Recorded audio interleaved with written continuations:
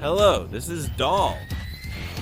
This is 99 when the King of Fighters series began to decline. Tekken Tag was popular in arcades then, and 98 was still strong, so the game vanished quickly from my usual arcade. Still, I really enjoyed it. With 99 things changed, starting with the new protagonist, K. Many people couldn't adapt and gave up on the game. The character we're going to look at this time is known online as Real Cure. Back in my neighborhood, I remember we called him Begyo because he didn't wear a school uniform and wore cyber-looking white clothes. Please, I hope that this time, like with the crazy Lee Hori episode, it wasn't just my neighborhood that was left out. Even if you didn't call him Begyo, just say you did. Just Begyo. He's a hidden character that you can only select by entering a specific command. For the command, while holding start inside the question mark box, enter left, right, up, left, down, right. However, right now, no matter how many times you enter the command, the character won't unlock. That's because there's a special condition that needs to be met to unlock him. The game in this video is currently set to the default difficulty, which is 4, so to unlock the hidden character, you need to set the difficulty to 5. This is the reason why people who play the game alone can't unlock Begyo even if they enter the unlock command. After setting up Airy, check the end of the opening to confirm everything is correct. If the King of Fighters logo appears at the end with KI at the bottom, the setup was successful. To see the end of the level 4 opening, set the playtime to 15 seconds. Now, I'll try entering the unlock command again. You can only unlock it on difficulty 5 for difficulties 6, 7, and 8, the KI message appears, but even if you enter the unlock command, Begyo and Iori won't appear. To fight Central Processing Unit Begyo, you must score at least 280 points. You must see the ending with an official team, not an edit team. No one at the arcade then could have guessed Q would show up as a hidden character in the bonus stage. This is Hayo's long range A. You can use it pretty well to interrupt the opponent's short jumps. If you look at the hitbox, it's really only good for cutting off short jumps. If you try it against a high jump, you're just asking to get your head smashed. Even though its reach isn't anything special for a long range A, it can be cancelled. That doesn't mean you can use special moves or animal moves with it, but you can follow up with a light combo. It's a close range A that can be rapidly tapped. You can cancel into light throw or Sungyong. You can also force a link from close range A to close range C, but it's not easy to use. You'll use Anya A frequently. The hitbox is decent, but its reach is a bit shorter than long range A. It's a basic move usually used to hit low or catch rolls. It's a long range B, effective for zoning from afar. It has a long reach, but like in previous games, its hitbox is still weak. If it faces a normal move with a slightly bigger hitbox, it always loses. If you're confident in your technique, this is the close B of a character with limited basic moves. Basically, close B has a low hitbox, and it also has the advantage that light normals can easily chain into it. This works for sneaky low attacks, but if your input is even slightly late, it'll be blocked easily. It's great for piano inputs, but up close, if your attack is blocked, you're left open to grab moves like this. I'm trying to back jump repeatedly, but I keep getting caught. This throw break is essential for countering low attacks. Since you can't pull off a one-shot comeback combo like the short music in 98, you have to use forced links up close to unleash devastating special moves. Jump B is your only option for a quick jump attack during a rush. It's possible so far, but the small hitbox makes it tricky. Still, it's better than nothing, so using it for a quick rush isn't bad. Next is the vertical super jump B. This is the top basic move among QOEs at 0 to 0. Called the 7 kick, the extended leg has no hitbox, and the attack range is large, so almost no aerial basic moves can break through it. The hitbox is great, but the long-range C is the bad move. Its only advantage is a slightly longer attack box than the graphic, but clashes with similar moves usually end in a draw. It gets completely beaten by basic moves that are specifically meant for long-range zoning. This is the close C with the fastest startup frames. When you're up close, honestly, just using this can let you hit first. Of course, since almost every move can be cancelled into it, it's used the most. This Jump C outperforms Q's Jump C in every series. It has a huge hitbox that can hit things you'd expect it wouldn't reach. In 99, using this move for cross-ups works the best. If the Dragon Punch command is tough, use Crouching C Uppercut for anti-air. Its performance is almost the same as in previous games, so it catches high jumps well.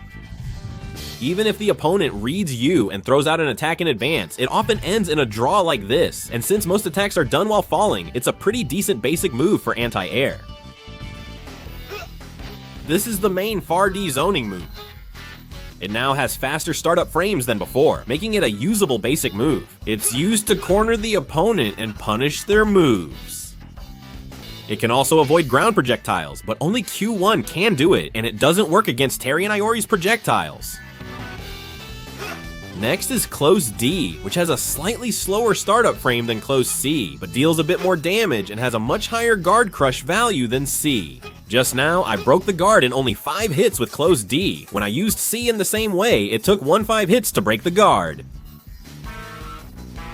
Next is the Crouching Sweep, a leg trip. It's mainly for zoning and always paired with enhanced Hwangmulgi or Dongmulgi. This is a jump attack with a very generous hitbox. Since the knockback has been greatly reduced compared to previous series, even if you don't hit near the crotch area, Close C can still connect into a combo easily. If you pretend you're stomping the opponent with your shoe, you can play the game alone. Some say 99 Ku's back jump can't cross up the guard, but it actually can. This is Hwangmulgi, now much stronger than in 98. The follow-up move itself isn't different from 98, but the first hit, Hwangmulgi, has gotten a lot better. Hwangmulgi's guard point is now longer, making it easier to block projectiles. In earlier games, Hwangmulgi couldn't guard even if you played well, but in 99 it can guard or erase projectiles with flames, even if used carelessly. When finishing Hwangmulgi with a kick in the corner, you can add an extra hit with C. They say you can do an infinite combo by timing the kick, but I can't pull it off.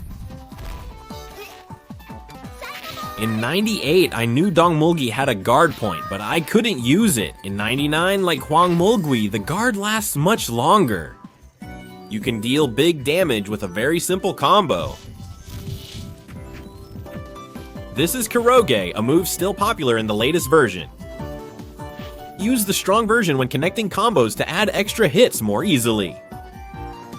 With the weak version, landing a clean hit after a basic attack is difficult.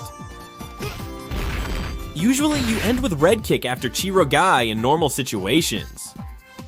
In the corner, strong Chirogai works, and weak Chirogai can hit.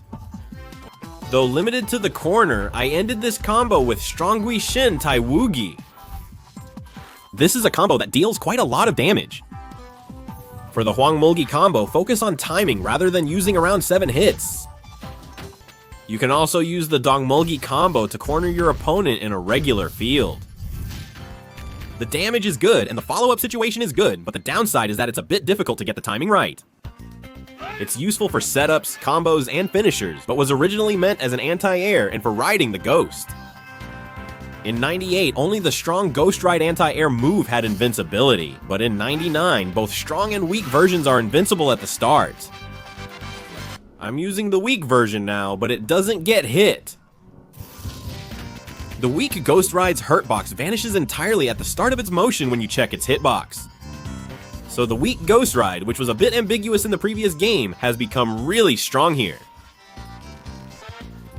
With Pyo's Gelmo Il Ryang removed, the Yoshil move debuted in 99.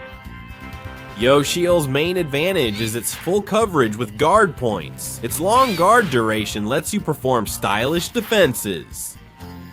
The The second advantage is being able to continue combos from a weak attack range.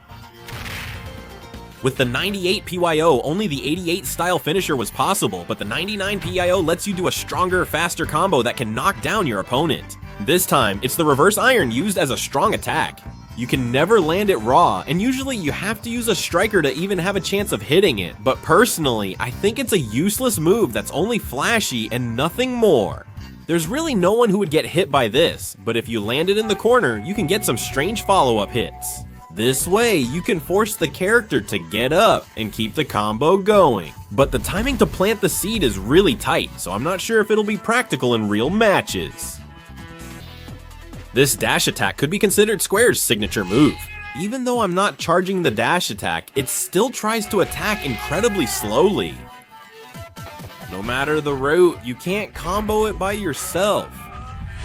Because of this, it became useless trash that doesn't even connect in Unit 7. You really have to be careful using that move now. Maybe he used all his strength in Orochi's story, so he doesn't use music and instead uses move 182, which has the same command.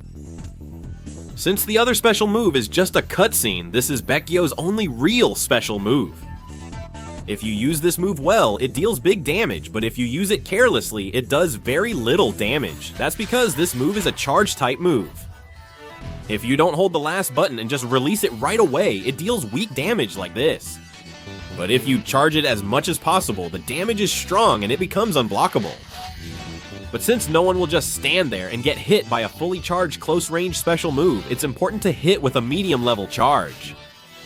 Charge a bit more after the screen dims, then use it. Level 3 and Level 2 differ by whether it can be guarded. Even if you only hit Level 2 after landing one strong basic attack, you'll take away half of their health. Forced connections let you deal heavy damage to the lower guard, similar to a short combo.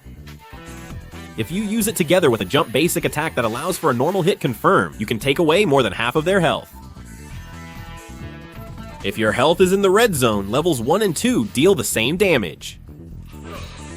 So when you're using it in a combo, there's no need to charge it. This way, you can deal big damage a little more easily. Kyo, who easily adapts to system changes, is ideal for counter mode in 19. In counter mode, you can cancel the light reverse punch into a special move. As the reverse punch isn't useful alone, let's examine combo damage with basic moves. A single jump attack removes around 80% of your health. This method deals heavy damage to Cure during her counter mode, even with low attack. Since Baekgyo Woo lacks an official ending, I added the final part myself. Personally, this is the part where I feel sorry for Krizzard. Gyo Woo from the 98 season hasn't changed much, but since other characters are now weaker, his tier has risen to the top. I also remember Gyo Woo becoming a hidden character, and getting a new costume was a major topic then. That's all, this has been Tori. If you enjoyed the video, please like, subscribe, and leave a comment. Also, if anyone knows about the unlimited time for the Hwangmulgi course, please let me know.